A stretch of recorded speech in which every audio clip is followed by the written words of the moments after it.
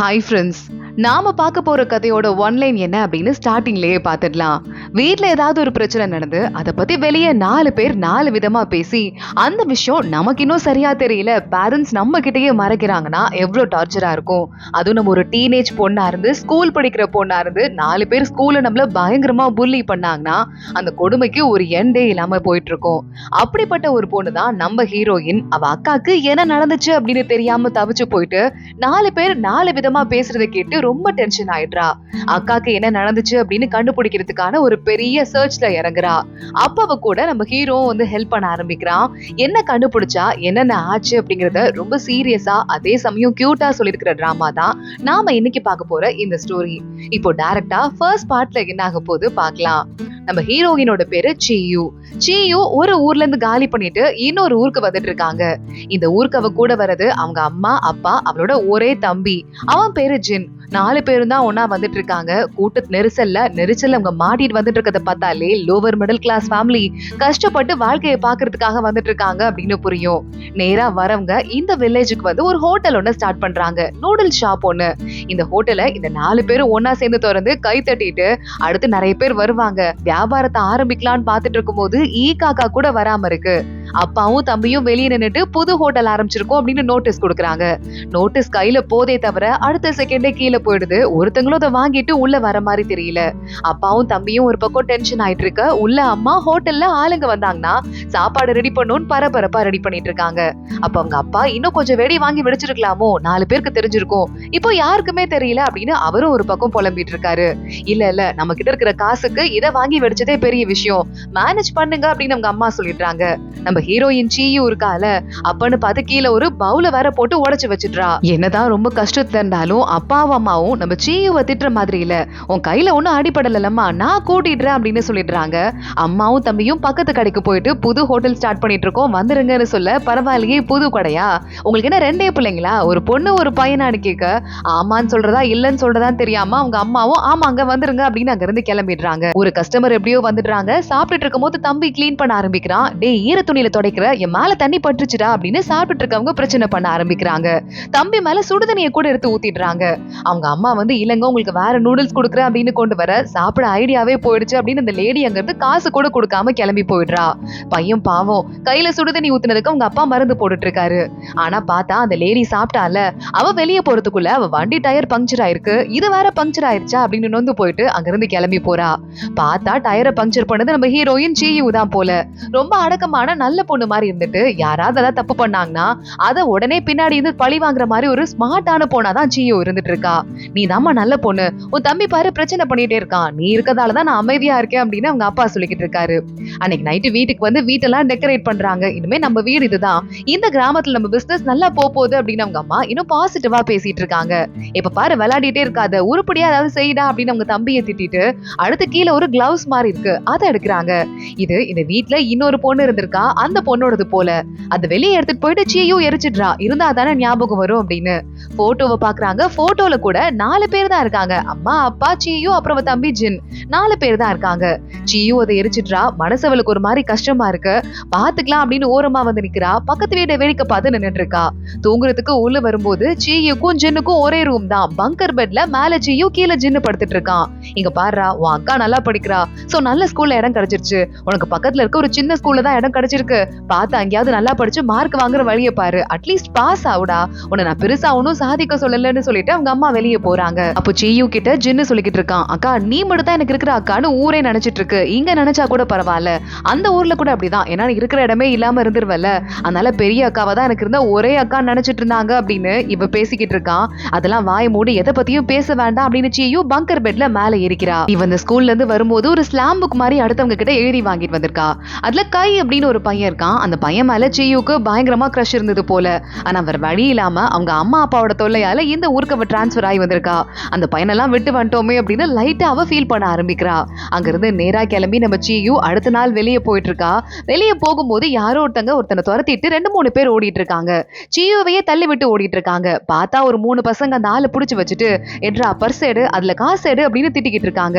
சீயு அதை பாக்குறா. ரவுடி பசங்க போல அப்படின்னு அவங்க இருந்து கிளம்பி போயிடுறா. இந்த 3 பேர் துரத்திட்டு போனாங்க இருக்காங்கல்ல அந்த குரூப்ல நம்ம ஹீரோவும் இருக்கான். சியு ஓரமா வந்து உட்காந்துட்டு ஒரு லெட்டர் ஒண்ணு எழுத ஆரம்பிக்கிறா. இங்க ரொம்ப அழகா இருக்கு இந்த இடம்லாம் அப்படின்னு ஒரு கிரஷ் ஒரு பையன் மேல இருந்ததுல கைன்னு. அந்த பையனுக்கு இதுவும் லைஃப் தானே, ரொம்ப ஜாலியா தான் இருக்கு, நான் கூட இப்போ ஒரு மரத்து கீழே உட்காந்துட்டு இந்த லெட்டரை எழுதுறேன் அப்படின்னு அந்த லெட்டர் கவர்க்குள்ள போட்டு மரத்தோட இலை ஒன்னு எடுத்து உள்ள வச்சு அதை பேக் பண்ண ஆரம்பிக்கிறா. மரத்து மேல ஒருத்தன் உட்காந்து பாத்துட்டு இருக்கான். டக்குன்னு கீழே இறங்கி வந்துடுறான். நம்ம ஹீரோ தான், பேரு மிங்கு. மிங்கு வந்துட்டு இங்க பாருமா, இது என்னோட மரம், இங்க இருந்து ஒரு இலை எடுத்தா கூட அது என்னோட ப்ராப்பர்ட்டி. இந்த லெட்டர்ல என்னமோ ஒன்னு ஜாலியா உட்காந்து எழுதிக்கிட்டு இருக்க, நீ யாருன்னு எனக்கு தெரியும், நீ பெய்யோட தங்கச்சி தானே அப்படின்னு கேட்க சியு ஒரு மாதிரி ஷாக் ஆயிடுறா. எப்படி நம்ம அக்காவை பத்தி இவனுக்கு தெரியும்னு கைய பிடிச்சு மிங்கு இழுக்க ஆரம்பிக்கிறான். இவன் கையை கடிச்சிட்டு லெட்டரையும் கூட அங்கேயே விட்டுட்டு ஓடி போயிடுறா. நீ யோசிச்சு பாத்துட்டு இருக்கான். சின்ன வயசுல நம்ம மிங்கு சின்ன பையனா மியூசிக் வாசிச்சுட்டு இருக்கும் போது கூட டான்ஸ் ஆடிட்டு இருந்தது ஒருவேளை இவளாதான் இருக்குமோ அப்படின்னு சியுவை பத்தி யோசிச்சுட்டு இருக்கான். மறுபடியும் சியு வீட்டுக்கு வந்துட்டா. தம்பி சாப்பிட ஆரம்பிக்கிறான். அவங்க அம்மா அங்க வராங்க. சீக்கிரமா எப்படியாவது பரீட்சையில பாஸ் ஆகுற வழிய பாருடா அப்படின்னு திட்ட ஆரம்பிக்கிறாங்க. அவங்க அப்பா, இங்க பாருமா, உனக்கு நான் மருந்து வாங்கிட்டு வந்துட்டேன், பெயின் கில்லர்ஸ் இங்க இருக்கு பாருன்னு பாக்ஸ்ல பெயின் கில்லரை கொட்டிட்டு மீதி மருந்தெல்லாம் எடுத்து ஓரமா வைக்கிறாரு. சியு எல்லாத்தையும் நோட் பண்ணிட்டு தான் இருக்கா. புதுசா ஸ்கூலுக்கு சேர போறால, அதனால இந்த ஸ்கூலுக்கு புக்குலாம் வாங்கி அட்டை போட்டுட்டு இருக்கா. அந்த இடத்துக்கு அவங்க அம்மா வராங்க. புக்கு பாக்குறாங்க. செக்ஷுவல் எஜுகேஷனை பத்தி ஒரு புக் இருக்கு. அதை பார்த்துட்டு அவங்க அம்மாக்கு ஒரு மாதிரி பிடிக்கவே இல்ல. ஒழுங்கா நல்ல பிள்ளையா இருக்கணும் புரியுதா அப்படின்னு சியு கிட்ட சொல்றாங்க. மறுபடியும் சியு தூங்குறதுக்காக உள்ள வரா. அங்க தம்பி இருந்துட்டு அவங்க அக்காவோட பெரிய அக்காவோட சாக்ஸ தொடச்சிட்டு இருக்கான். இது ஒண்ணுதாங்க இருக்கு அப்படின்னு சொல்ல, இது எதுக்குடா நமக்கு தேவையில்லை, சும்மா டென்ஷன் பண்ணாத, அதை தூக்கி போடு அப்படின்னு குப்பையில போட்டுட்டு சியு மேல போய் படுத்துக்கிறா. இல்லக்கா, நீ பெரிய அக்காவை பத்தி யோசிச்சே பார்த்தது இல்லையா அப்படின்னு தம்பி கேக்குறான். நான் எதுக்கு யோசிச்சு பார்க்கணும், அம்மா தான் அதை பத்தி யோசிக்க வேண்டாம், இந்த ஊருக்கு வந்ததுக்கு அப்புறமா எல்லாத்தையும் மறக்கணும்னு சொன்னாங்கல்ல அப்படின்னு சியு கேக்குறா. அதுக்குன்னு அம்மா சொன்னா நீ ஓவரா ஃபாலோ பண்ற அப்படின்னு தம்பியும் சொல்லிட்டு தூங்க ஆரம்பிச்சிடுறான். சியுக்கு தூக்கத்துல ஏதோ காட்டுக்குள்ள போன மாதிரி இருக்கு. நீதான் பெய்யோட தங்கச்சியா, நீதான் பெய்யோட தங்கச்சியா, நீயும் அழகா இருக்கு அப்படின்னு யாரோ பின்னாடியே வந்துட்டு இருக்காங்க. சியு பயத்துல தூக்கத்துல இருந்து எந்திரிச்சிடுறா. அடுத்த நாள் பாதி டைம்ல புது ஸ்கூல்ல போய் ஜாயின் பண்றதுக்காக போயிட்டு இருக்கா. நிறைய பொண்ணுங்க எல்லாம் போயிட்டு இருக்காங்க. இவள யாருமே கண்டுக்கல. உள்ள போயிட்டு ரெண்டு பசங்க வந்து நோட்டீஸ் எல்லாம் ஒட்டிட்டு இருக்காங்க. பார்த்ததுக்கு அப்புறமா உடனே இந்த ஸ்கூல்ல சேர வந்திருக்கியா, நம்ம கிளாஸ் தான், புது பொண்ணு வருதுன்னு சொன்னாங்கல்ல அப்படின்னு அந்த ரெண்டு பசங்களுமா சேர்ந்து நாங்களும் 11th தான், வா கூட்டு போறோம் அப்படின்னு கூட்டு போறாங்க. இன்னைக்கு நம்ம கிளாஸ் தான் ஸ்விம்மிங் பூலை கிளீன் பண்ணணும், முதல்ல கிளீன் பண்ணலாம் வா அப்படின்னு சியுவை நேரா கூட்டு போயிடுறாங்க. ஒரு பையன் அவனோட வேலையை வர சியு தலையில கட்டிக்கிட்டு இருக்கான். இதை கிளீன் பண்ணு அப்படின்னு சொல்லிக்கிட்டு அவனும் சேர்ந்து கிளீன் பண்ண ஆரம்பிக்கிறான். கொஞ்ச நேரத்துல கையில இருக்க குச்சியை வச்சுட்டு இங்க பாருடா அப்படின்னு கேஷுவலா அவன் பேசிட்டே திரும்ப ஆரம்பிக்க அது சியு மேல பட்டுறது. சியு போத்துன்னு தண்ணிக்குள்ள விழுந்துடுறா. அவளுக்கு ஸ்விம்மிங் தெரியாது போல தத்தளிக்க ஆரம்பிக்கிறா. கரெக்டா யாரோ வந்து அவளை அப்படி காப்பாத்த ஆரம்பிச்சிடுறாங்க. சியு வந்த முத நாளே தண்ணிக்குள்ள விழுந்து காமெடி பீஸ் ஆயிட்டு அப்புறமா அந்த கிளாஸோட லீடர் ஒரு பொண்ணு ஸ்போர்ட்ஸ் ட்ரெஸ் கொடுக்குறா. அதை போட்டுதான் உள்ள வரா. டீச்சர் புது பொண்ணு வந்திருக்கா, கை தட்டுங்க அப்படின்னு சொல்லிட்டு சியுவை பார்த்து கிளாஸ் லீடர் பேரு ஜீனி, ஜீனிட்ட போய் உட்காந்துக்குமா, ஏதாவது டவுட்னா அவகிட்ட கேளு அப்படின்னு சொல்ல ஜீனி கிட்ட போயிட்டு சியுவும் உட்காந்துக்கிறா. எனக்கு இந்த ட்ரெஸ் கொடுத்ததுக்கு ரொம்ப தேங்க்ஸ் அப்படின்னு. அதெல்லாம் இல்ல பரவாயில்ல அப்படின்னு ஜீனியும் சொல்லிட்டு இருக்கா. சியு உள்ள போய் உட்காந்து அவ பாக்ஸ் ஓபன் பண்றா. பின்னாடி பார்த்தா அதுல இருக்க கண்ணாடியில அந்த நம்ம மிங்கன்னு ஒரு பையன் பார்த்தோம்ல ஹீரோ, அவன் பின்னாடி உட்காந்துட்டு இருக்கான். என்னதே அவன் இந்த கிளாஸா அப்படின்னு வேகமா திரும்பி பின்னாடி பாக்குறா. அப்பதான் நம்ம காட்டுறாங்க சியு ஃபர்ஸ்ட் தண்ணிக்குள்ள விழுந்த போது இவளை காப்பாத்துனது நம்ம மிங்கு தான். கையை பிடிச்ச இழுத்து காப்பாத்திருக்கான். ஆனா இவனை பார்த்ததுமே மறுபடியும் தண்ணிக்குள்ளேயே போயிருக்கா, கையை உதறி விட்டுட்டு. அப்புறம் வந்து பொண்ணுங்க தான் யாரோ அதை போட்டு காப்பாத்திட்டு இருக்காங்க. அதை பத்தி யோசிச்சு பாத்துட்டு இருக்கா. பிரேக் டைம் வருது. அப்போ கரெக்டா ஜினி அப்படின்ற கிளாஸ் லீடர் இருக்கால, அவ சியுவை கூட்டு வந்துட்டு அந்த 3 பசங்க போயிட்டு இருக்காங்கல்ல, அவங்க கூட மட்டும் நீ வம்பு வச்சுக்காத, ஒருத்தன் எவ்வளவுதான் கேவலமா படிச்சாலும் உங்க அப்பா ஷூ கம்பெனி, அந்த கம்பெனி அவனுக்கு தான் வரப்போகுதுங்கிறதால பிரச்சனை கிடையாது. அதுல இந்த மிங்கு இருக்கான்ல அப்படின்னு அவனை பத்தி சொல்ல வரதுக்குள்ள மிங்கு பின்னாடி வந்துடுறான். ஏ பெய்யோட தங்கச்சி அப்படின்னு கூப்பிட அது நான் கிடையாது அப்படின்னு அங்கிருந்து பயந்துட்டு சியு ஓடி போயிடுறா. கிளாஸ்ல அன்னைக்கு இந்த செக்ஷுவல் எஜுகேஷன் பத்தி கிளாஸ் எடுத்துட்டு இருக்காங்க. பசங்க பெருசா கண்டுக்காம உட்காந்துட்டு இருக்க. அதுல இந்த டீச்சர் யாரையாவது கேள்வி கேட்கணுமே அப்படின்னு சியுவை கேள்வி கேட்கறாங்க. இந்த பக்கத்துல என்ன போட்டிருக்கு அப்படின்னு வேகமா அந்த பக்கத்தை திருப்ப ஆரம்பிக்க அதுல பார்த்தா அவங்க அம்மா அதுல இருக்க எல்லா லைனையுமே அவங்க அம்மா பென்சிலை வச்சு கிறுக்கி தள்ளியிருக்காங்க. சியு எஞ்சு திருன்னு முழிக்க ஆரம்பிக்கிறா. பின்னாடி இருக்கிற பையன் பார்த்துட்டு, பாருங்க மேடம், இவங்க புக்கு கிறுக்குன்னு கிறுக்கி வச்சிருக்கா, இந்த பொண்ணு பைத்தியமா இருப்பாளோ அப்படின்னு அவளை பார்த்து சிரிக்க ஆரம்பிக்கிறான். சியுக்கு கிளாஸ் முன்னாடி பயங்கரமா அவமானமா போயிடுது. வீட்டுக்கு வந்து சோகமா உட்காந்துட்டு இருக்கா. அவங்க அப்பா என்னமா ஆச்சு அப்படின்னு கேட்க அவங்க அம்மா கிட்ட, அம்மா நீ தான் என் புக்கை போய் கிறுக்குனியா, செக்ஷுவல் எஜுகேஷன் எனக்கு வந்து கட் ஆஃப்ல சேராம இருக்கலாம், ஆனா அதுக்கும் எக்ஸாம் இருக்கு, என்ன நீ அவமானப்படுத்திட்ட அப்படின்னு சொல்ல, இதெல்லாம் கண்டதே கத்துக்கிட்டு தான் உன் அக்கா தப்பான வழியில போயிட்டா, நீ இதுக்கும் மேல தப்பான வழியில போக கூடாது, கொஞ்ச நேரம் அமைதியா இருன்னு அவங்க அம்மா கத்த ஆரம்பிக்கிறாங்க. அவங்க அம்மா ஒரு பக்கம் அழவே ஆரம்பிச்சிடுறாங்க. இதெல்லாம் நீ சொல்லி கொடுக்காம தான் அக்காவை இந்த நிலைமைக்கு ஆளாக்கிட்ட அப்படின்னு அங்க இருந்து சீயுவும் கோச்சிட்டு கிளம்பி போயிடுறா. இப்படி 2 பேரும் ரொம்ப டென்ஷனா சுத்திக்கிட்டு இருக்காங்க. அடுத்த நாள் சீயு கிளாஸ்க்கு கிளம்பி போயிட்டு இருக்க பின்னாடி நம்ம மிங்கு வந்துடுறான். கையை கடிச்சிட்டு ஓடி போயிருக்க. வேற யாராவது தான் நடக்கிறதே வேற மாதிரி இருந்திருக்கும். ஏதோ நீ நல்லா படிக்கிற அப்படிங்கிற ஒரே காரணத்துக்காக உன சும்மா விடுறேன். ஆனா என் கையை கடிச்ச பாவத்துக்கு என் ஹோம்ஒர்க் எல்லாம் எழுதிட்டு வா, இல்லன்னா உங்க அக்கா எதால செத்து போனாங்கிற விஷயத்த வெளியே சொல்லிடுவேன் அப்படின்னு மிங்கு மிரட்டிக்கிட்டு இருக்கான். சீயு பயந்துட்டு அந்த புக்ஸ் எல்லாம் வாங்கிட்டு போயிடுறா. உட்காந்து ஹோம்ஒர்க் எல்லாம் எழுத ஆரம்பிக்கிறா. யோசிச்சு பாக்குறா, உங்க அக்கா எதால செத்து போனா தெரியும்ல அப்படின்னு மிங்கு கேட்டான்ல. அத பத்தி யோசிச்சு பார்த்துட்டு அவங்க அக்கா போன வருஷம் தான் இறந்திருக்காங்க. ஜஸ்ட் 1 வருஷம் தான் ஆகுது. அதுக்கு ஃபியூனரல் நடக்கும்போது அந்த பக்கமா அவங்க ஊர்ல இருக்கிறவங்க எல்லாம் இந்த பொண்ணு எய்ட்ஸ் வந்து இறந்து போயிட்டா அப்படின்னு சொல்லியிருக்காங்க. ஆனா அவங்க அம்மா எதையும் கண்டுக்காம அமைதியா அம்மா அப்பாவும் போயிருக்காங்க. அதெல்லாம் சீயு காதுல விழுந்திருக்கு. அதெல்லாம் அவன் நம்பினதும் இல்ல. ஏன்னா அக்கா அப்பெண்டிக்ஸ் வந்து அதுல ஆபரேஷன் பண்ணும்போது தப்பாகி அதுல இறந்து போயிட்டா அப்படின்னு தான் எல்லாரும் சொல்லியிருக்காங்க. அம்மாவும் அப்படிதான் சொல்லியிருக்காங்க. இதுல காதுல வாங்கிட்டு சீயு நேரா உள்ள போறா. நான் உன்ட்ட ஒண்ணு கேட்கணும், அக்கா எதுல இறந்து போனாமா அப்படின்னு கேட்க, அக்கா என்ன அப்பெண்டிக்ஸ் வந்து இறந்து போனா, அதுவும் இல்லாம ஆபரேஷன்ல தப்பு நடந்துருச்சு, உனக்கு இது தெரியாதா அப்படின்னு அவங்க அம்மா கேக்குறாங்க. ஆனா எல்லாருமே எய்ட்ஸ் வந்து இறந்து போறான்னு சொல்றாங்க. அது பொய்யாதான், நம்ம அவங்ககிட்ட சண்டை போடணும் தானம்மா அப்படின்னு கேட்க, நம்ம எதுக்கு சண்டை போட்டு நம்ம நிம்மதியை கெடுத்துக்கணும், இந்த சின்ன ஊருக்கு நம்ம வந்துட்டோம், இங்க நம்மள யாருக்கும் தெரியாது, சோ கவலைப்படாம இரு அப்படின்னு அவங்க அம்மாவும் பதிலுக்கு கத்திட்டு கிளம்பி போயிடுறாங்க. அடுத்த நாள் காலையில சீயு கிளாஸ்க்கு இருக்கும்போது அங்க வந்துடுறான் மிங்கு. ஹோம்ஒர்க் எழுதிட்டியா அப்படின்னு. எழுதிட்டேன், ஆனா இதான் லாஸ்ட் டைம், இதுக்கு மேல நான் தரமாட்டேன், எங்க அம்மா வந்துட்டு சொல்லிட்டாங்க என் அக்கா அப்பெண்டிக்ஸ் வந்து தான் இறந்து போனாங்களா அப்படின்னு சொல்ல, காமெடி பண்ணாத அப்படின்னு அங்க இருந்து மிங்கு கிளம்பிடுறான். சீயு தனியா உட்காந்துட்டு இருக்கா. அப்ப அவகிட்ட ஜீனி வந்துடுறா. உனக்கும் மிங்குக்கும் ஏதாவது பழக்கம் இருக்கா என்ன? மிங்கு இங்க வந்துட்டு சூப்பர் ஸ்டார் மாதிரி, அவன் பின்னாடி நிறைய பொண்ணுங்க சுத்திக்கிட்டு இருக்காங்க, நீ அவன் கூட க்ளோஸா இருக்கிறது தெரிஞ்சா அந்த பொண்ணுங்க எல்லாம் ஓ மேல கோவமாயிருவாங்கன்னு சொல்ல, மிங்குக்கு பின்னாடி பொண்ணு சுத்துறாங்க அப்படின்னு சீயு கேக்குறா. மிங்கு இருக்கானே பாக்குறதுக்கு படிக்கவே மாட்டான் சுத்தமா. ஆனா பயாலஜி காம்படிஷன் நடந்தப்ப ஃபர்ஸ்ட் பிளேஸ் வாங்கினான். வேணுனே படிக்காம சுத்திட்டு இருக்கான். அவனுக்கு ஏதோ ப்ராப்ளம் இருக்கு போல. ஆனா மத்தபடி ஸ்போர்ட்ஸ் எக்ஸ்ட்ரா கரிக்குலர் ஆக்டிவிட்டிஸ்னு அவனை மிஞ்சிக்க ஆளே கிடையாது. அவன் பின்னாடி எக்கச்சக்கமான பொண்ணுங்க சுத்திக்கிட்டு இருக்காங்க அப்படின்னு அந்த கதையை ஜீனி சொல்லிக்கிட்டு இருக்கா. மிங்கு அவன் ஃப்ரெண்ட்ஸோட சேர்ந்து கேம் விளையாடிக்கிட்டு இருக்கான். அவனோட பிளாஷ்பேக்கை நமக்கு காட்டுறாங்க. அன்னைக்கு ஒரு லேடியோட பர்ஸ் திருடிட்டு போனவனை துரத்திட்டு போய் தான் பர்ஸ் பணத்தெல்லாம் மிங்கு அவன் ஃப்ரெண்ட்ஸ் எல்லாம் வாங்கி கொடுத்திருக்காங்க. இத பத்தி நமக்கு காட்டுறாங்க. இங்க அவன் விளையாடுறத பார்த்துட்டு ஜீனி, இங்க பாரு பசங்க எல்லாம் விளையாடுறாங்க, வா போய் வேடிக்கை பார்க்கலாம் அப்படின்னு அங்கிருந்து சீயுவையும் கூட்டு வரா. 2 பேரும் நின்னு வேடிக்கை பார்த்துட்டு இருக்காங்க. நேரா பறந்து வர பால் பாவமா சீயு மேலேயே விழுந்துருது. என்னடா இது, அழிவாங்கத்துக்கு செஞ்சுட்ட மாதிரியே இவ வந்திருக்கா அப்படின்னு மத்தவங்க எல்லாம் சிரிக்க ஆரம்பிக்க, ஆனா பாவமா இருக்கு மிங்குக்கு தான். என்ன ஆச்சுன்னு பின்னாடியே வந்து கேக்குறான். என்னை பத்தி நீ ஒன்னும் கவலைப்பட தேவை கிடையாது, நான் பாத்துக்கிறேன் அப்படின்னு சீயு சொல்லிடுறா. அதுக்கு ஒண்ணும் வரல, என் ஹோம்ஒர்க் எனக்கு செஞ்சு கொண்டு வந்துரு, போன் நம்பர் இருக்கா கொடுத்தனா நான் கேட்டு தெரிஞ்சுப்பேன்ல அப்படின்னு கேட்க, என்கிட்ட போனே கிடையாது அப்படின்னு சீயு சொல்லிட்டு இருக்கா. போன் கூட இல்லையா, என்ன அநியாயமா இருக்கு, உன் கம்ப்யூட்டர் ஐடி நம்பரையாவது கொடு அப்படின்னு அதை வாங்கிட்டு மிங்க அங்க இருந்து கிளம்புறான். வேகமா தம்பி ஜின்னு ஓடி வரான். அக்கா வந்து கொஞ்ச நாள்லயே மிங்க ஃப்ரெண்ட் புடிச்சிட்டியா, மிங்க எவ்வளவு பெரிய ஆள் தெரியுமா, எங்க ஸ்கூல் வரைய ரொம்ப பாப்புலர், எங்க டீம்ல இருக்கிற எல்லா பசங்களுக்கும் இவர்தான் ரோல் மாடல்னு சொல்ல, வாய் முடிட்டு வாடா அப்படின்னு சீயு அங்க இருந்து கிளம்புறா. ஏன் எல்லாரும் உன்னைய டார்கெட் பண்ற மாதிரி இருக்கு, என்ன ஆச்சுன்னு கேட்க, எல்லாம் நம்ம அக்கா பெய்யு வாழ வந்தது, அவளுக்கு என்ன ஆச்சுன்னு கண்டுபிடிக்கணும் அப்படின்னு சொல்லிட்டு சீயு அங்க இருந்து போயிட்டு இருக்கா. எனக்கு அவ்வளவு சுத்தமா பிடிக்காது, எப்பவுமே பிடிக்காது அப்படின்னு சீயு தம்பி கிட்ட கத்த ஆரம்பிக்கிறா. இப்பதான் நமக்கு ஒரு பிளாஷ்பேக்க காட்டுறாங்க. சீயு கொஞ்சம் சின்ன பொண்ணா இருக்கும் போது அப்பவே பெய்யு கொஞ்சம் பெரிய பொண்ணாதான் இருக்கா. ரொம்ப அழகான பொண்ணா இருக்கா அப்படின்னு ஊருக்குள்ள ரொம்ப ஃபேமஸா இருந்திருக்கா. அவள் வச்சு போட்டோ ஷூட் எடுக்கிறதுக்கு நிறைய பூவெல்லாம் வச்சு அலங்காரம் பண்றாங்க. அப்ப சீயு அங்க நிறைய தோடு எல்லாம் விதவிதமா இருக்கு, அதெல்லாம் எடுத்து காது கிட்ட வச்சு பாக்குறா. போட்டோ ஷூட் எடுத்துட்டு இருக்கும் போதே அந்த லேடி அங்க வந்து அந்த தோடு காணாம போயிருக்கு, நீ எடுத்தியாமா அப்படின்னு சீயு கிட்ட கேட்க, இல்ல நான் எடுக்கல அப்படின்னு அவ சொல்றா. இல்ல பரவாயில்ல விலை கம்மிதான் அப்படின்னு அந்த லேடி சொல்ல, ஆனா அங்க பெய்யு வந்துட்டு எடுத்தியா இல்லையா உண்மையை சொல்லு அப்படின்னு கத்த ஆரம்பிக்கிறா. சீயு வேகமா பேக கீழே போட்டுட்டு இதுல இல்ல பார்த்தல அப்படின்னு கத்திடுறா. அதுக்கப்புறமா பெய்யு மறுபடியும் போய் போட்டோக்கு போஸ்ட் கொடுக்க, சீயுக்கு அவ மேல இருந்து ஒரு பாசமே போயிருது. இன்னொரு நாள் அவ காலேஜ் வாசல்ல நின்னுட்டு அம்மா பழம் கொடுக்க சொன்னாங்கன்னு பெய்யு காலேஜ் வாசல்ல சீயு வெயிட் பண்ணிட்டு இருக்கா. பெய்யு கரெக்டா வெளியே வரா. அவகிட்ட போலான்னு பாக்கும்போது ஏதோ ஒரு பணக்கார பையன் பக்கத்துல வந்துட்டு அவளை கட்டி பிடிச்சிட்டு அவளுக்கு பொக்கே எல்லாம் கொடுத்துட்டு வா வெளியே போலாம் அப்படின்னு கூட்டு போயிட்டு இருக்கான். இந்த பொண்ணு யாரும் பின்னாடியே வராளே அப்படின்னு கேட்க, பெய்யுவல பார்த்து இவ யாருன்னே எனக்கு தெரியாதே அப்படின்னு சொல்லிட்டு அங்கிருந்து பெய்யோ கிளம்பி போயிருக்கா.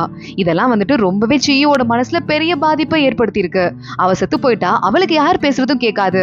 ஆனா நம்ம காதுல எல்லாம் கேட்டு எனக்கு எவ்வளவு தெரியுமா எரிச்சலா வருது அப்படின்னு சியு கத்திட்டு அங்கிருந்து கிளம்பிடுறா. மறுபடியும் மாடிக்கு போயிட்டு அவளுக்கு தான் ஒரு ஸ்பாட் ஒண்ணு இருக்கே, அந்த இடத்துல நின்னுட்டு அமைதியா வேடிக்கை பார்க்க ஆரம்பிக்கிறா. அடுத்த நாள் காலையில மறுபடியும் ஸ்கூலுக்கு வந்து மிங்கு கிட்ட நோட்டை கொடுத்துட்டு ஹோம்ஒர்க் எல்லாம் எழுத முடியாதுன்னு சொல்ல, உனக்கு ரொம்ப திமிராயிருச்சு போல அப்படின்னு இவனும் திட்ட ஆரம்பிக்கிறான். என் அக்கா வந்து இறந்து போனது வந்து நீ சொல்ற மாதிரி தப்பான காரணம் இல்ல, அப்பட்டிங்ஸ் வந்து தான் இறந்து போனாங்க. நீ சொல்ற மாதிரி வேற ஏதாவதுன்னா உனக்கு ப்ரூஃப் இருக்கா அப்படின்னு சியு கேக்குறா. இங்க பாருமா, உன் அக்கா எங்க ட்ரீட்மெண்ட் எடுத்துக்கிட்டாலோ அந்த ஹாஸ்பிட்டலோட டைரக்டர் எங்க அப்பா தான். என் கிட்ட இல்லாத ப்ரூஃபா, ஒழுங்கு மரியாதை எழுதிட்டு வா அப்படின்னு சொல்லிட்டு மிங் அங்க இருந்து கிளம்பிடுறான். மிங்கோட மத்த ஃப்ரெண்ட்ஸ் 2 பேர் இருந்தாங்கல்ல, அந்த 2 பேருமே மோமோ அப்படின்னு ஒரு பொண்ணு இருக்கா. அந்த பொண்ணு அழகா நல்ல பொண்ணா இருக்காளேன்னு அவ பின்னாடி வர சுத்திக்கிட்டு இருக்காங்க. சியு அமைதியா வெயிட் பண்ணிட்டு இருக்கா. ஜீனி கிட்ட உன் போன் ஒரு நிமிஷம் யூஸ் பண்ணிக்கிறேன் அப்படின்னு கூகுள் பண்ண ஆரம்பிக்கிறா. உண்மையாவே மிங்கோட அப்பா தான் அந்த ஹாஸ்பிட்டலோட டைரக்டரா இருக்காரு. அது இன்னொருக்கு மனசு கஷ்டமா போயிடுது. அம்மாவும் நம்ம கிட்ட போய் சொல்றாங்க, எது உண்மைன்னு எப்படி கண்டுபிடிக்கிறதுன்னு யோசிக்க ஆரம்பிச்சுட்டே வீட்டுக்கு போறா. பார்த்தா வீட்டுல அவளோட பெரியப்பா பையன் வந்துட்டு இருக்கான். அவனுக்கு கல்யாணமா, பொண்ணையும் கூட்டிட்டு வந்துட்டு இருக்கான். நீங்க எல்லாமே வீட்டுக்கு வந்துடணும், அப்பா தாத்தா 2 பேருமே உங்களை முத நாளே வீட்டுக்கு வர சொன்னாங்க அப்படின்னு பேசிக்கிட்டு இருக்கான். அழகான பொண்ணா புடிச்சிட்டேனா அப்படின்னு சொல்லிட்டு ஜின்னு வேற கிண்டல் பண்ணிக்கிட்டு இருக்கான். ஆனா நீங்க வந்துட்டு வேலையில ப்ரொமோஷன் கூட வாங்கிட்டீங்கன்னு கேள்விப்பட்ட அப்படின்னு சியு பேசிட்டு இருக்கா. அம்மா அந்த போட்டோல இருக்கிறது யாரு அப்படின்னு அவங்க அப்பா போன்ல போட்டோ பார்க்கும்போது பெய்யுவோட போட்டோ இருக்கு. அந்த வந்திருக்க கல்யாண பொண்ணு கேக்குறா.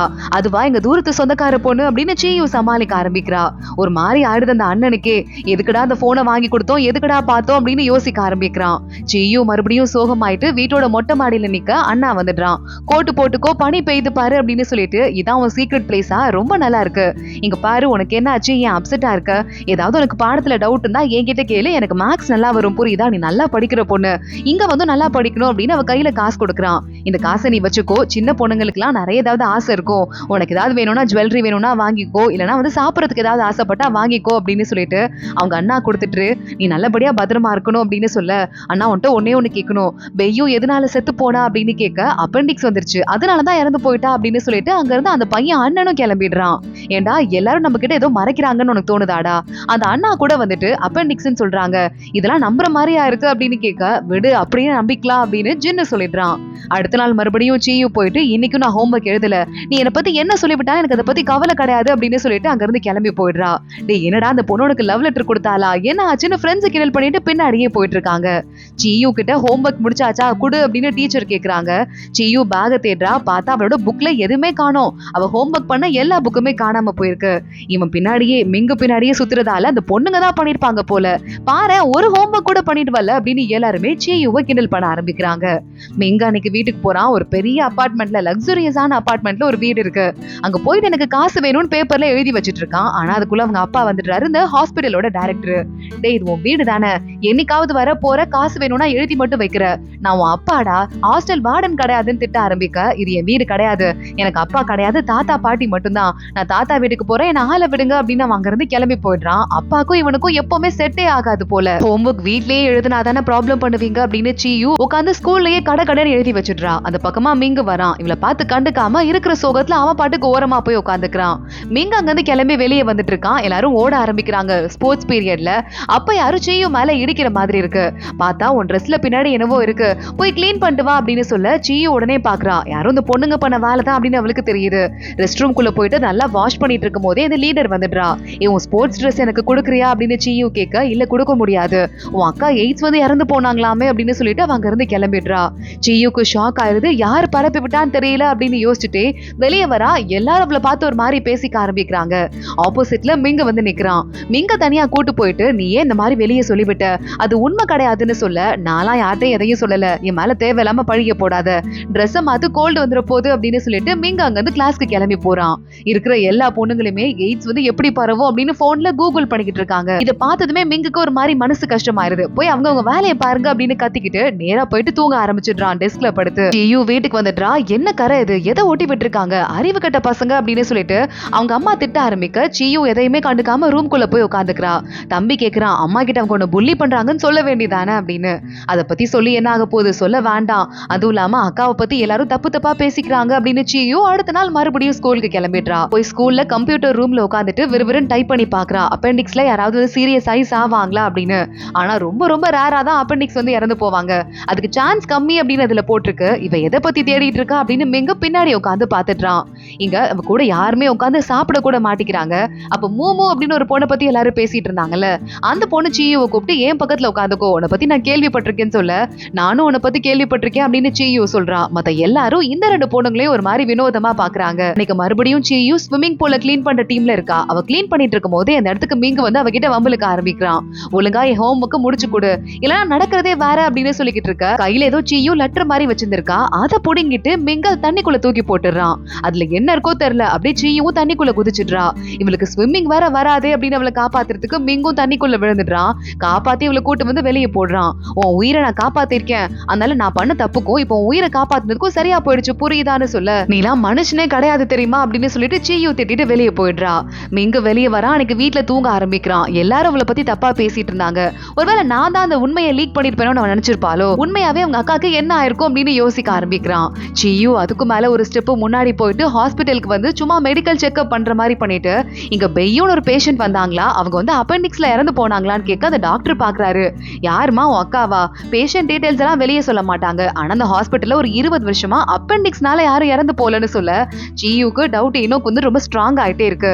சீயு அந்த டிபார்ட்மெண்ட்ல டெஸ்ட் முடிச்சிட்டு வெளியே வர கரெக்டா மிங்க கிட்ட வந்துடுறா. மிங்க பாக்குறான். எய்ட்ஸ் டிபார்ட்மெண்ட் வராலின்னு கண்டுக்காம, நீ எதுக்கு வேணா இங்க வந்துட்டு போ, எனக்கு அதை பத்தி கவலை இல்ல அப்படின்னு கிளம்பி போயிடுறான். உங்க அப்பாட்ட கேட்டு என் அக்காக்கு என்னாச்சுன்னு வாங்கி கொடுக்குறியா ப்ளீஸ்டா அப்படின்னு சொல்லிட்டு சீயு பின்னாடியே வந்துட்டு இருக்கா. எனக்கு அதை விட நிறைய முக்கியமான வேலை இருக்கு அப்படின்னு சொல்லிட்டு மிங்கு நேரா அவங்க அப்பா கிட்ட போய் வெயிட் பண்ணிட்டு இருக்கான். அவளுக்கு ஹெல்ப் பண்றது பண்ணாததை பத்தி நிறைய மனசுக்குள்ள ஓடிட்டு இருக்கு. அப்ப ஏதோ ஒரு பேஷண்டோட ஃபேமிலி அவங்க அப்பாவோட காலில் விழுந்து இங்க காப்பாத்துங்க காப்பாத்துங்கன்னு கத்த ஆரம்பிக்க, என்ன முடியுமோ அதை நான் பண்றேமா அப்படின்னு அவங்க அப்பா அங்க இருந்து கிளம்புறாரு. நேரா உள்ள போயிட்டு அவங்க அப்பா கிட்ட ஃபார்ம்ல கையெழுத்து போடணும், அப்பா போடணும், போடுங்க அப்படின்னு சொல்ல, அவங்க அப்பா வந்து இவன் வேற ஏதோ படிக்கிறதுக்கு செலக்ட் பண்ணிருக்கான். அதை அடிச்சுட்டு அதை டாக்டர்னு மாத்திட்டு அதுல கையெழுத்து போட்டுடுறாரு. நான் எதுக்காக படிக்கணும், நான் டாக்டருக்கு படிக்க மாட்டேன், உங்களை மாதிரி ஒரு மோசமான டாக்டரா வரதுக்கு எனக்கு கொஞ்சம் கூட இஷ்டம் கிடையாது அப்படின்னு மிங்க கத்த ஆரம்பிக்கிறான். இஷ்டத்துக்கு பேசாத, பயாலஜில ஃபர்ஸ்ட் மார்க் வாங்கின, உன்னால முடியும், ஆனா வேணும்னே என்ன பழி வாங்குறதுக்காக நீ படிக்காம இருந்த அப்படின்னா நீ உன் லைஃப் தான் ஸ்பாயில் பண்ணிக்கிறன்னு அர்த்தம், புரியுதா அப்படின்னு அவங்க அப்பா கத்திட்டு, ஒழுங்கு மரியாதையா வந்துட்டு படிக்கிற வேலையை பாருன்னு சொல்ல, போன வருஷம் ஒரு பொண்ணு செத்து போனாலே பெய்யு, எப்படி செத்து போனா நீங்க சொல்லுங்க, உங்களை மாதிரி ஒரு மோசமான ஆள் இருக்கும்போது நான் கண்டிப்பா மெடிசன் படிக்க மாட்டேன் அப்படின்னு மிங்க அங்க இருந்து கிளம்பிடுறான். அவங்க அப்பா ஒரு பக்கம் கன்ஃபியூஸ் ஆயிட்டு இருக்காரு. இங்க சீயு வீட்டுல உட்காந்துருக்கா. அவங்க அம்மா வெளியே கிளம்புறதுக்கு வெயிட் பண்ணிட்டு இருக்கா. கரெக்டா அவங்க அம்மா வெளியே கிளம்புனதுமா நிறைய டிரா ஒண்ணு இருக்கு, அதுகிட்ட வர அவங்க அம்மா அதுக்குள்ள உள்ள வந்துடுறாங்க. எதுக்கு ரூம்குள்ள போற அப்படின்னு அந்த டிராவை லாக் பண்ணிட்டு சாவியை எடுத்துட்டு போயிடுறாங்க. சீயு அவங்க தம்பி கிட்ட சொல்லிக்கிட்டு இருக்கா, டேய் என்ன நடக்குதுன்னே புரியலடா, நம்ம வீட்டுல எந்த லாக்கரையுமே நம்ம என்னைக்குமே லாக் பண்ணதே இல்ல தானேன்னு கேட்க, காசு இருக்கும் போதே பண்ண மாட்டோம், இப்ப நம்ம கிட்ட இருக்க நிலைமைக்கு பிச்சைக்காரனே காசு போடுவான் போல, இப்ப எதுக்கு லாக் பண்ணணும் அப்படின்னு கேட்க, அந்த டவுட் தான் இருக்கு, அதுவும் அப்பெண்டிக்ஸ்னால யாருமே இறந்து போனது இல்லைன்னு எல்லா டாக்டரும் நர்ஸும் சொல்றாங்க, எனக்கு ஒண்ணும் புரியல, அம்மா நம்ம கிட்ட ஏதோ மறைக்கிறாங்கடா அப்படின்னு சொல்ல, அவங்க எல்லாம் பெரியவங்க, அவங்க மறைக்கிறாங்கன்னா ஏதோ ஒரு ரீசன் இருக்கும், நமக்கு தெரியக்கூடாதுன்னு நினைக்கிறாங்க, அதை அப்படியே விட்டுலாம்ல, ஏன் அதை பத்தி ஃபோர்ஸ் பண்ணிக்கிட்டு இருக்கு அப்படின்னு தம்பியும் கேக்குறான். ஆனா சீயுக்கு மனசு உறுத்தலாவே இருக்கு. எக்ஸாம்ஸ் எல்லாம் வருது, எக்ஸாம் எழுத ஆரம்பிக்கிறான் நம்ம சீயு. அடுத்து லீவ் டைம் வந்துருது. அவங்க வீட்டுல வேற வந்து பாட்டி வீட்டுக்கு போகணும்னு சொல்லியிருந்தாங்கல்ல, சோ எல்லாருமா கிளம்பி பாட்டி தாத்தாவோட பழைய கிராமத்துல இருக்க வீட்டுக்கு போயிடுறாங்க. அந்த வீட்டுல பெரியமா பெரியப்பா எல்லாம் கூட இருக்காங்க. பரவாயில்லையே சீயு வளர்ந்து பெய்யும் மாதிரியே ஆயிட்டா அப்படின்னு சொல்லிட்டு அங்க இருக்கிற பெரியமா தேவையில்லாம பேசுறாங்க. கரெக்டா தம்பி கிட்ட மட்டும் ஆம்பளை பிள்ளை அப்படின்னு ஜின்னு இருக்கானே, அவனுக்கு மட்டும் கையில காசு கொடுத்து வச்சுக்கோ, யார்கிட்டையும் காட்டாது அப்படின்னு கொடுக்குறாங்க. அவனும் கையில வாங்கி வச்சுக்கிறான். சீயு சுத்தி பாக்குறா. அக்கா இங்கேயும் தேட போறியா, பெரிய அக்காக்கு என்ன ஆச்சுன்னு, தேடாத விட்டுரு அப்படின்னு சொல்லிக்கிட்டு இருக்கான். எங்க அம்மாவும் அப்பாவும் வெளியே அவங்களும் சண்டை போட்டுட்டு இருக்காங்க. வீட்டெல்லாம் ரெனோவேட் பண்ண முடியாது, நம்ம கிட்ட ஆல்ரெடி காசு இல்ல அப்படின்னு அங்கே ஒரு சண்டை நடந்துட்டு இருக்கு. மிங்கு பசங்களோட சேர்ந்து ஃப்ரெண்ட்ஸோட சேர்ந்து விளையாடுற கேம் ஸ்பாட்டுக்கு போயிருக்கான். அங்க போயிட்டு இங்க பாருடா, இந்த பொண்ணுதான் பெய்யுவான், எவ்வளவு அழகா இருந்திருக்கா பாரு, பாவம் ஏதோ வியாதி வந்து செத்து போயிட்டா, ஆனா அவ தங்கச்சி சீயு இருக்காளே அவ்வளவு அழகாதான் இருக்கா, அவள மாதிரியே இவ்வளவு கூட எல்லாரும் யூஸ் பண்ணிக்கலாம் போல அப்படின்னு பேசிட்டு இருக்க. பயங்கரமா மிங்குக்கு கோவம் வருது.